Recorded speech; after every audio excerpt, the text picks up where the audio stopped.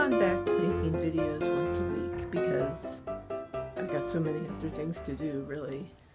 And in any event, today, well, it's a special day.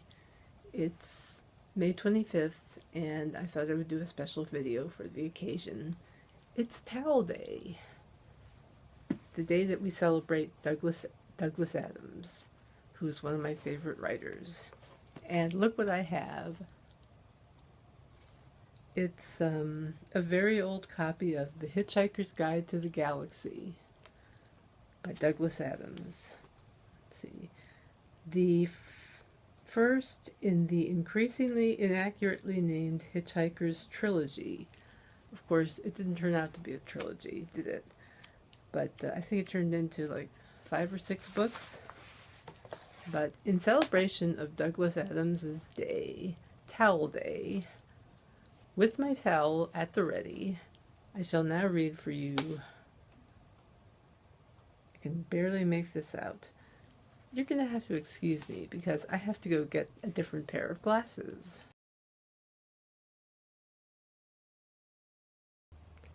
And I'm back.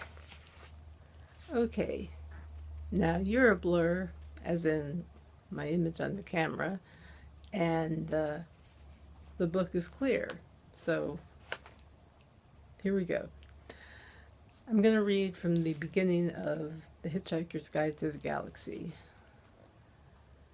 Far out in the uncharted backwaters of the unfashionable end of the western spiral arm of the galaxy lies a small, unregarded yellow sun. Orbiting this at the distance of roughly 98 million miles is an utterly insignificant little blue-green planet whose ape-descended life forms are so amazingly primitive that they still think digital watches are a pretty neat idea. This planet has, or rather had, a problem, which was this. Most of the people living on it were unhappy for pretty much of the time.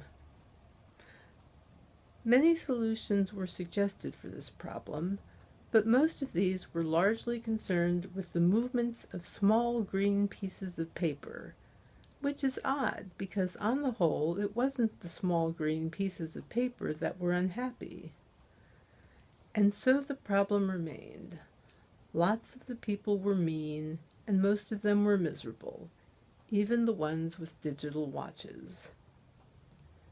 Many were increasingly of the opinion that they'd all made a big mistake in coming down from the trees in the first place, and some said that even the trees had been a bad move, and that no one should ever have left the oceans. And then, one Thursday, nearly 2,000 years after one man had been nailed to a tree for saying how great it would be to be nice to people for a change, a girl sitting on her own in a small cafe in Rickmansworth suddenly realized what it was that had been going wrong all this time, and she finally knew how the world could be made a good and happy place. This time it was right. It would work, and no one would have to get nailed to anything. Sadly, however, before she could get to a phone to tell anyone about it, a terrible, stupid catastrophe occurred, and the idea was lost forever. This is not her story, but it is the story of that terrible, stupid catastrophe and some of its consequences. It is also the story of a book called The Hitchhiker's Guide to the Galaxy. Not an Earth book, never published on Earth, and until the terrible catastrophe occurred, never seen or even heard of by any Earthman. Nevertheless, a wholly remarkable book. In fact, it was probably the most remarkable book ever to come out of the great publishing corporations of Ursa Minor, of which no Earthman had ever heard either. Not only is it a wholly remarkable book, It is also a highly successful one, more popular than the Celestial Home Care Omnibus, better selling than 53 More Things to Do in Zero Gravity, and more controversial than Ulan Khalifid's trilogy of philosophical blockbusters. I'm probably mispronouncing that. Where God Went Wrong, some more of God's greatest mistakes, and who is this God person anyway? In many of the more relaxed civilizations on the outer rim of the galaxy, the Hitchhiker's Guide has already supplanted the great Encyclopedia Galactica as the standard repository of all knowledge and wisdom. For though it has many omissions and contains much that is apocryphal, or at least wildly inaccurate, it scores over the older, more pedestrian work in two important respects. First, it is slightly cheaper. And second, it has the words, "Don't panic," inscribed in large, friendly letters on its cover. But the story of this terrible, stupid Thursday, the story of its extraordinary consequences, and the story of how these consequences are inextricably intertwined with this remarkable book, begins very simply.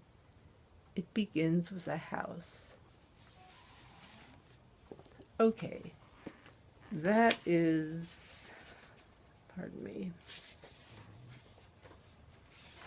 just checking something. Don't panic. I would say that you would have to say that would be that is the prologue. I was checking for the actual word, but it's not there. But it's the prologue to this remarkable book, The Hitchhiker's Guide to the Galaxy, of which I feel so proud to have this edition. And on that note, happy Towel Day. And don't forget your towel. And don't panic. Talk to you later.